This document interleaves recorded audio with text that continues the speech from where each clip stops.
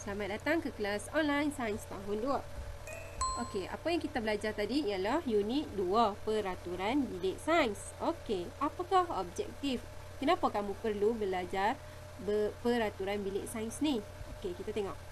Sebab apa? Supaya kamu dapat mengenal pasti dan mematuhi peraturan sebelum, semasa dan selepas memasuki bilik sains. Dan semestinya oleh Muklimah Masni. Okey. Apa itu bilik sains? Okey, mula-mula kamu kena kenal dulu bilik sains tu apa dia.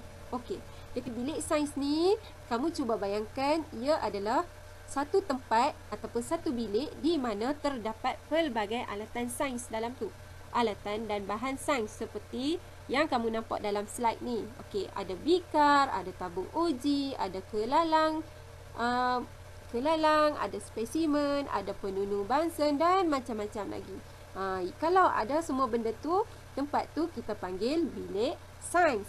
Okey, bilik sains ialah bilik khas untuk menjalankan eksperimen. Okey, bilik ni kita guna bila kita nak buat eksperimen. Okey, dan bilik sains ni dilengkapi dengan alatan dan bahan yang diperlukan semasa membuat eksperimen. Alatan yang lengkap ialah apa? Ialah bikar, penunu Bunsen, tabung uji dan sebagainya lah. Yang macam dalam gambar ni. Okey, fungsi bilik sains untuk memastikan kelancaran proses pembelajaran terutamanya melibatkan eksperimen. Kemudian, kita tengok bila kamu nak masuk bilik sains, ada benda ataupun ada perkara yang perlu kamu patuh dan ada juga yang dilarang. Okey, kita tengok benda apa yang perlu kamu patuh. Yang pertama, tinggalkan beg di luar kelas. Cuma bawa buku dan alat tulis sahaja masuk ke dalam bilik sains. Kenapa perlu tinggal beg di luar? Sebab dia supaya pergerakan kamu di dalam bilik sains tidak terganggu oleh beg-beg yang berada di bilik sains. Okey, jadi pergerakan kamu boleh bergerak dengan lancar lah dalam bilik sains tu. Okey, yang kedua, beratur semasa masuk dan keluar bilik sains. Okey, mula-mula sekali sebelum kamu masuk, kamu perlu beratur dulu. Perlu beratur dulu sambil memegang buku dan alat tulis sahaja. Okey, ingat beg kena tinggal di luar. Okey, yang kemudian patutnya ketiga, okey, masuk dengan kebenaran guru. Jangan pandai-pandai masuk. Okey, dah buat barisan, guru kamu tak kata apa, kamu pandai-pandai masuk. Tak boleh macam tu. Kamu kena tunggu guru kamu benarkan kamu masuk dalam bilik sains dulu, barulah kamu boleh masuk. Okey? Kemudian buang sisa dan bahan pepejal ke dalam tong sampah. Okey, macam kertas, macam bunga raya yang bukan cecair. Benda yang pepejal kamu kena buang dalam tong sampah. Okey. Kemudian sisa cecair ke dalam sinki. Okey, sisa cecair kalau kamu buang dalam tong sampah, cecair itu akan mengalir keluar. Jadi tak sesuai dibuang dalam tong sampah. Okey, bila cecair itu keluar ke lantai, maka lantai atau tempat ataupun bilik sains itu akan menjadi kotor. Sebab tu kita tak boleh buang dalam tong sampah. Jadi kita perlu buang sisa cecair ke dalam sinki.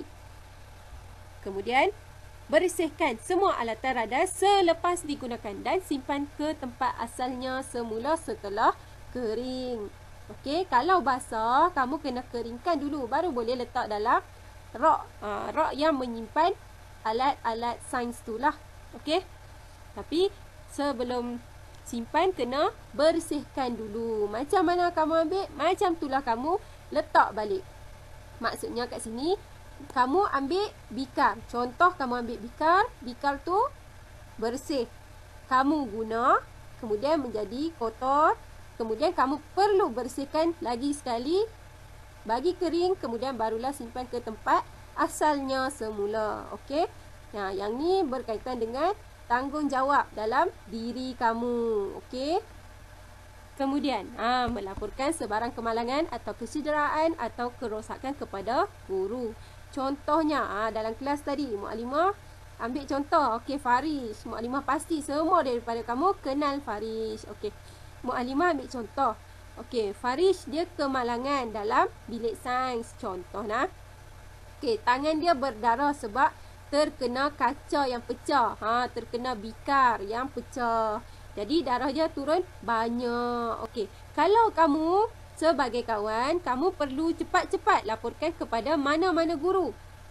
Supaya keadaan Farish tu tidak parah lah, tidak teruk, menjadi teruk. Okey, kalau kamu biarkan Farish sendiri duk teriak, darah dia duk keluar, kamu duk gelak kat dia, lepas tu lama-lama bila Farish kehilangan banyak darah, boleh menyebabkan Farish pengsan ataupun keadaan Farish menjadi teruk. Jadi kalau berlaku kemalangan, kecederaan atau kerosakan, perlu bagi tahu cepat-cepat kepada guru.